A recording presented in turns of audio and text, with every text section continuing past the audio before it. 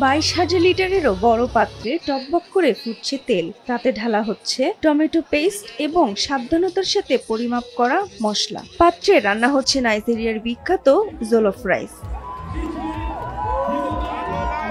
Nigerian celebrity chef Hilda Baci এই বিরাট রান্নার আয়োজন করেন। গত শুক্রবার জিনো ওয়ার্ল্ড জোলোফ ফেস্টিভ্যাল নামে পরিচিত এই বিনামূল্যের ইভেন্টটির আয়োজন করা হয়। জোলোফ রাইস পশ্চিম আফ্রিকার সবচেয়ে জনপ্রিয় খাবার। আমার মনে হয় নাইজেরিয়ান খাবার পুরো আফ্রিকাতেই সমাদৃত। আগামী বছরগুলোতে নাইজেরিয়ান খাবারকে চীনা খাবারের মতো মূলধারায় নিয়ে আসাই আমার লক্ষ্য। হিলদা জানান, নাইজেরিয়া সহ আফ্রিকার প্রায় সব দেশেরই জনপ্রিয় এই খাবারটি গিনেস রেকর্ডের মাধ্যমে পৃথিবীর সকলের সাথে পরিচয় করে দেয়াই তার মূল লক্ষ্য। তবে রেকর্ড ভাঙার এই পরিকল্পনা বাস্তবায়ন করতে সময় লেগেছে প্রায় 9 মাস।